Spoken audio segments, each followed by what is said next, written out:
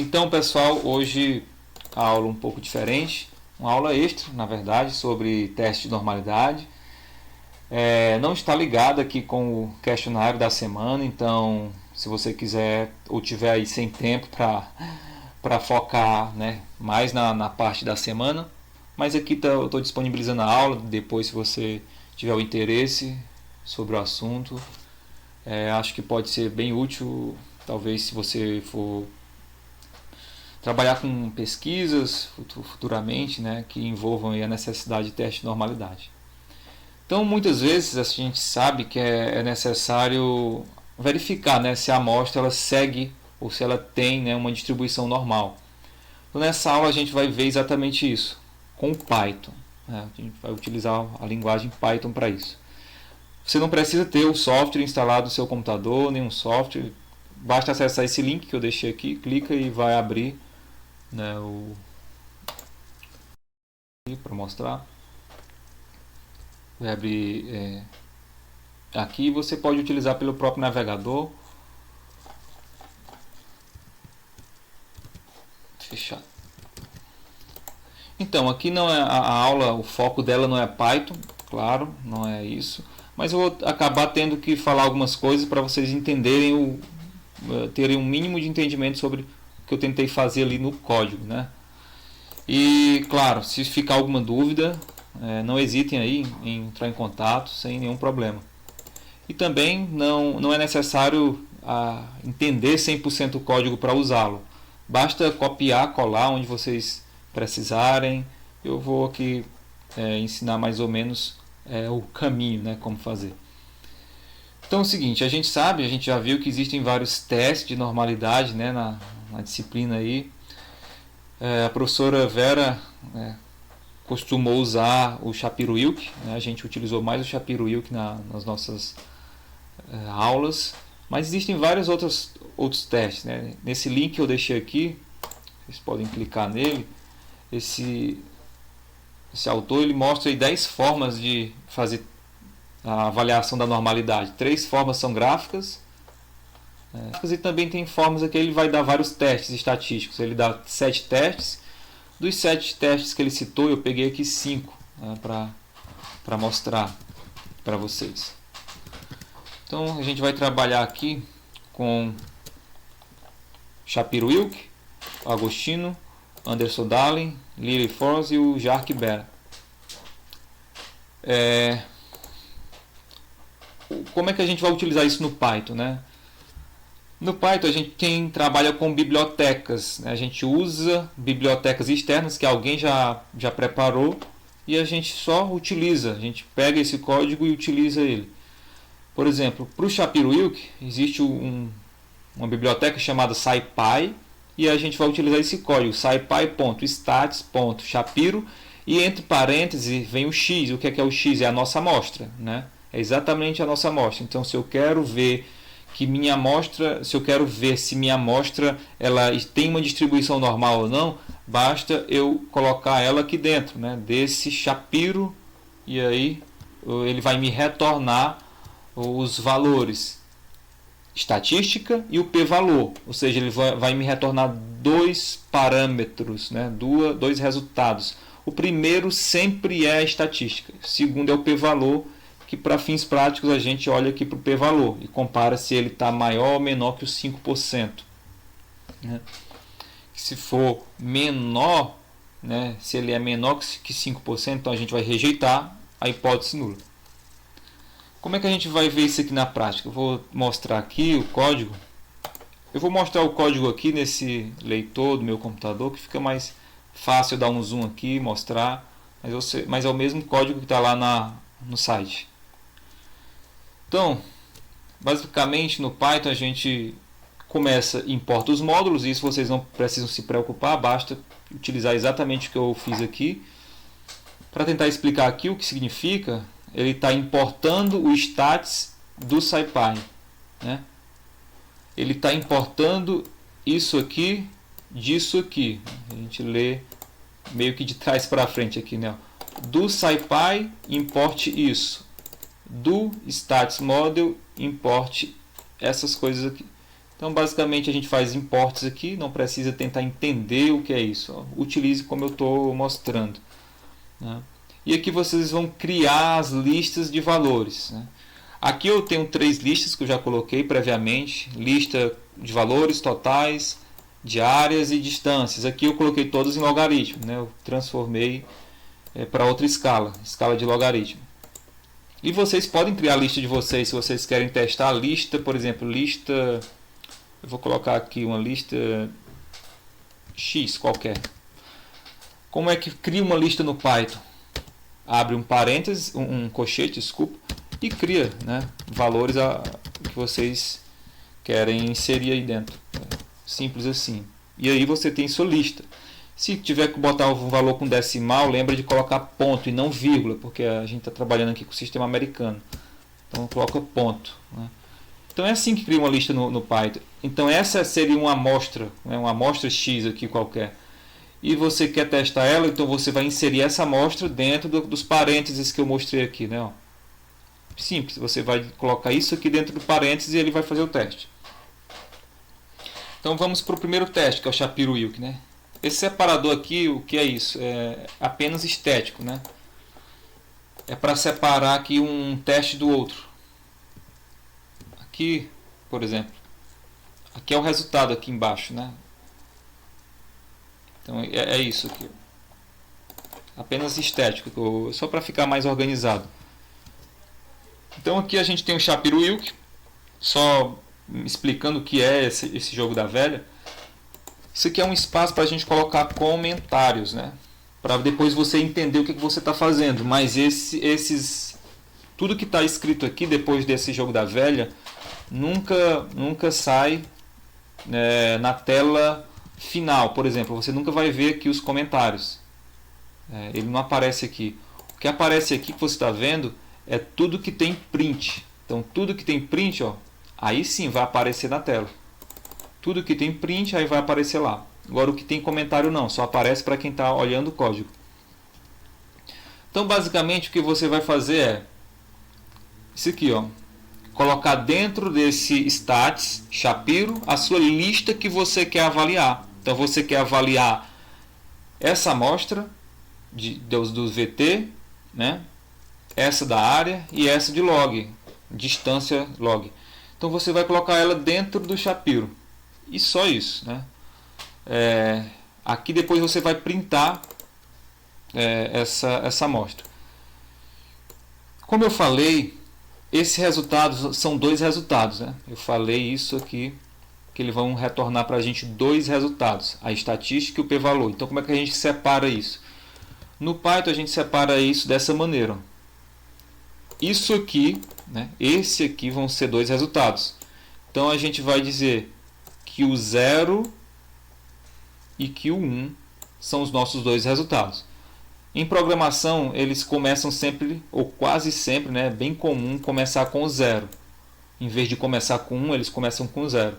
Então, o Shapiro teste 0 significa a primeira, o primeiro resultado, né, a primeira parte disso aqui. Ele retorna 2 partes. Então, isso aqui significa a primeira parte retornada, né, o primeiro resultado.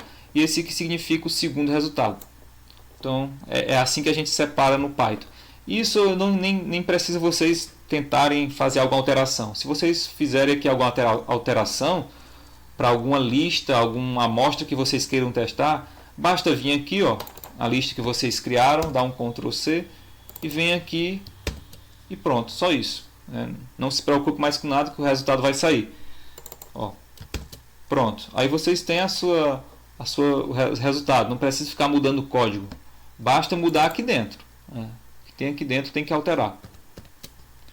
Então é isso, quando vocês fazem aqui tudo isso, basta vir no navegador e dar esse play aqui, ó. Ele vai retornar os resultados aqui embaixo. Para o Shapiro-Wilk ele retornou isso aqui. Ó, isso aqui que vocês estão vendo é a primeira parte retornada e isso é a segunda parte, que é exatamente isso aqui, ó, primeira parte e a segunda parte. Então a gente vê o p-valor aqui, esses dois aqui são maiores que 5%, né? Então eles são normais, né? Que a hipótese nula, ó, a hipótese nula aqui, ó, é que vem de uma distribuição normal. Então, como é maior, eu não posso rejeitar a hipótese nula. Então, essa lista aqui, essa primeira amostra, a segunda amostra, tem comportamento normal, mas a terceira não, porque ó, ficou bem menor que 1. Veja isso aqui, ó, esse E a menos 11 significa que ele está com exponencial elevado a menos 11, então é muito pequeno, bem menor que 0,05, né? Então, a gente percebe que esse não passou. E assim a gente vai fazendo para os demais testes, né? Por exemplo, para esse agostino aqui, é um comportamento bem semelhante. Ou seja, você vai usar agora o normal test, e coloca aqui dentro a lista que você quer fazer a verificação, né? Por que eu estou fazendo 3 vezes, né? Porque são 3 listas que eu quero testar. Eu estou repetindo 3 vezes. Por quê? Porque eu tenho 3 listas, a lista VT, a lista de área e a lista de distância. Só um detalhe aqui, esse normal teste, aqui na...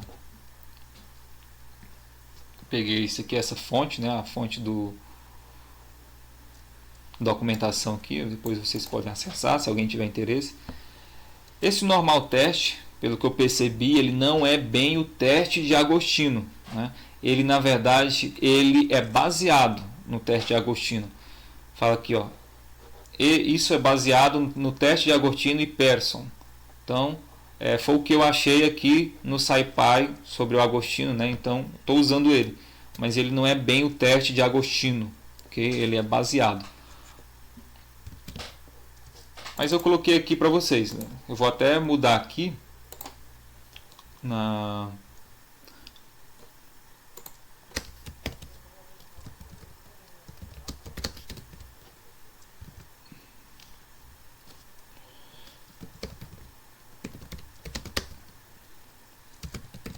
Pronto, eu vou mudar aqui só para ficar claro que não é exatamente o teste dele aqui, né? Baseado, deve ter sido algum pesquisador que fez algum estudo, se baseou nesses dois aqui e criou esse teste, né? Ou implementou, deu uma melhorada, fez alguma verificação a mais que talvez o teste inicial não tinha. Pelo menos esse foi meu entendimento diante do que eu li aqui no site, né? Então aqui ele vai de novo retornar 2 coisas para a gente, né? Que é a estatística e o p-valor. É a mesma funcionalidade, é a mesma situação do primeiro que a gente viu. Ou seja, a gente vai precisar quebrar em 2 situações. Essa é a primeira e essa é a segunda parte. E a gente vai dar de novo o play aqui. Quando der o play vai sair o resultado. Eu já dei, né? Não precisa ficar fazendo de novo o resultado. Novamente, as 2 primeiras listas ele deram o p-valor maior que 5%. Esse aqui quase que não, né? Mas ficou maior que 5% e esse aqui também. E esse ficou menor. Então, apesar da gente ver valores diferentes, as conclusões são iguais, né? As 2 primeiras amostras passam no teste e a última amostra não passou. O Anderson-Darling é parecido também. A forma de utilizar aqui o código, basta colocar aqui a lista dentro, né, do normal AD, né? Vocês podem até estar se perguntando por que agora eu tenho isso aqui. É porque ele pede que seja... Isso vocês não precisam se preocupar com isso, mas eu só quero explicar, né?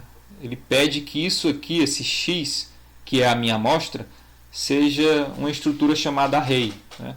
E aí eu vou converter para o array aqui.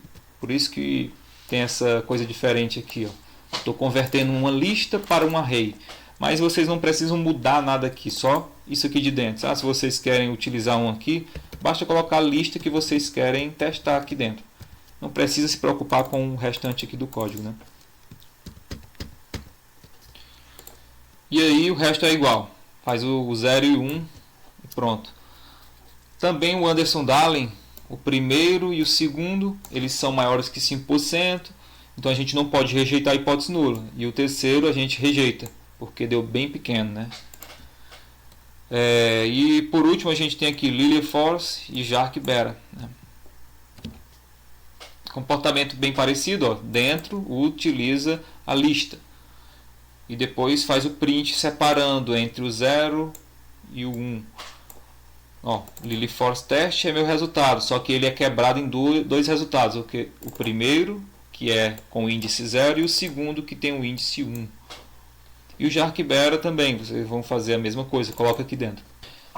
Então, os resultados de LilyForce e Jarkbera a gente vê aqui. Novamente, essa lista e essa tem P valor maior que 5%, assim como aqui também, maiores que 5% P valor. E na terceira lista, né, a terceira amostra, a gente tem P valor menor, bem menor que 5%. Novamente a gente tem resultados diferentes em valor, em número, mas a conclusão é igual. Até eu coloquei aqui uma tabela no final para a gente comparar os testes, né? Todos os testes aqui para a primeira lista, para a primeira amostra, dão valores maiores que 5%, assim como para a segunda lista, a lista da área. E aqui todos os testes são unânimes em rejeitar a hipótese nula, já que a gente percebe valores bem menores do que 5%. Evidentemente aqui não foi o foco fazer um estudo específico sobre qual o melhor teste, qual o melhor teste para ser utilizado. Mas fica aqui como é que vocês podem utilizar no Python, né? Se vocês precisarem aí em alguma pesquisa, um artigo, na própria monografia, ou se depois entrarem em um mestrado, doutorado, podem aí utilizar o Python ou mesmo o R. São duas linguagens muito boas para a área acadêmica. O R e o Python são excelentes linguagens para a gente aprender. Pode ajudar muito nessa parte estatística, realmente pode auxiliar muito pesquisadores. Então, eu aconselho quem tiver interesse na área, dar uma pesquisada, né, sobre essas duas linguagens que são bem utilizadas nessa parte acadêmica. Então é isso, pessoal. Espero que possa ser útil para alguém. E qualquer dúvida, estou à disposição, pode entrar em contato.